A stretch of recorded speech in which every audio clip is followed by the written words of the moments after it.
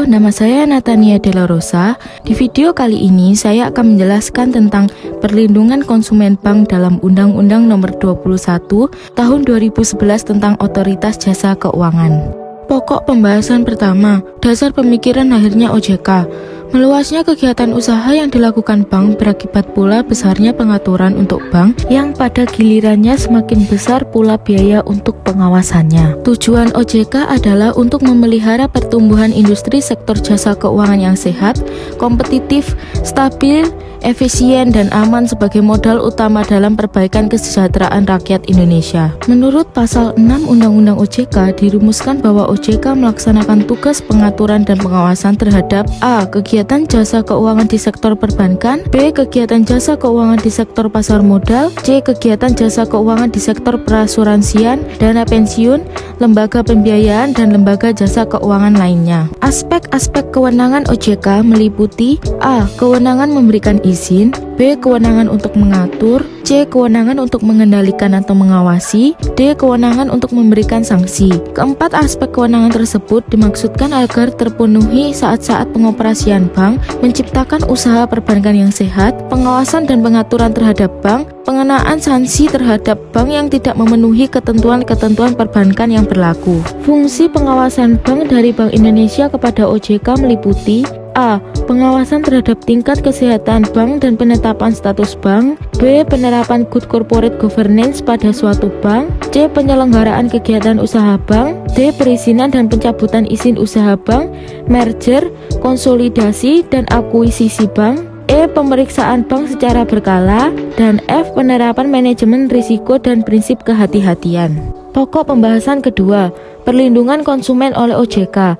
Tindakan pencegahan kerugian konsumen dan masyarakat meliputi A. Memberikan informasi dan edukasi kepada masyarakat atas karakteristik sektor jasa keuangan, layanan, dan produknya. B. Meminta lembaga jasa keuangan untuk menghentikan kegiatannya apabila kegiatan tersebut berpotensi merugikan masyarakat. C. Tindakan lain yang dianggap perlu sesuai dengan ketentuan peraturan perundang-undangan di sektor jasa keuangan. Yang termasuk tindakan pelayanan pengaduan konsumen meliputi A. Menyiapkan perangkat yang memadai untuk pelayanan pengaduan konsumen yang dirugikan oleh pelaku di lembaga jasa keuangan. B. Membuat mekanisme pengaduan konsumen yang dirugikan oleh pelaku di lembaga jasa keuangan.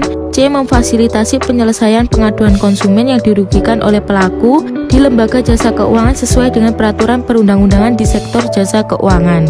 Adapun tindakan pembelaan hukum meliputi 1. Memerintahkan atau melakukan tindakan tertentu kepada lembaga jasa keuangan untuk menyelesaikan pengaduan konsumen yang dirugikan lembaga jasa keuangan, dan yang kedua dengan mengajukan gugatan.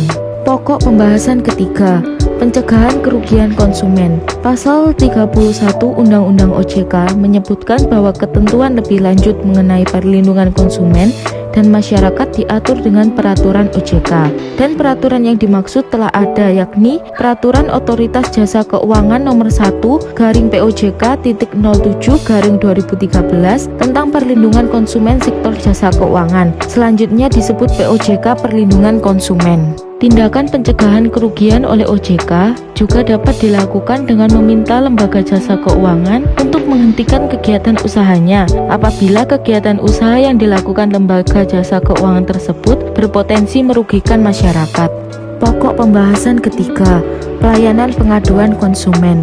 Tugas OJK dalam bidang pelayanan pengaduan konsumen dilakukan dengan cara menyiapkan perangkat-perangkat yang memadai dan mekanisme-mekanisme dalam pelaksanaan pelayanan pengaduan oleh nasabah yang dirugikan oleh pihak bank, serta memfasilitasi penyelesaian pengaduan konsumen yang dirugikan. Setelah menerima pengaduan konsumen, pelaku usaha jasa keuangan wajib melakukan 1. Pemeriksaan internal atas pengaduan secara kompeten, benar, dan objektif. 2. Melakukan analisis untuk memastikan kebenaran pengaduan. Yang ketiga, menyampaikan pernyataan maaf dan menawarkan ganti rugi atau perbaikan produk atau layanan jika pengaduan konsumen benar.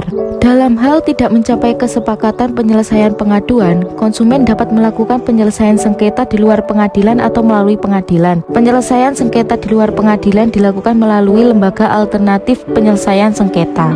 OJK memulai proses fasilitas setelah konsumen dan pelaku usaha jasa keuangan sepakat untuk difasilitasi oleh OJK yang dituangkan dalam perjanjian fasilitas yang memuat a.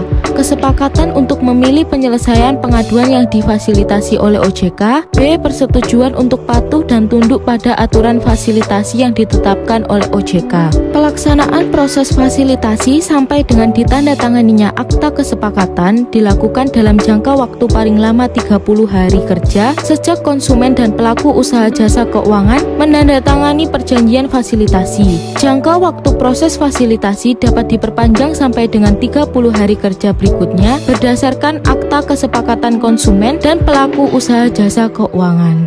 Sekian pembahasan kali ini, semoga bermanfaat. Terima kasih.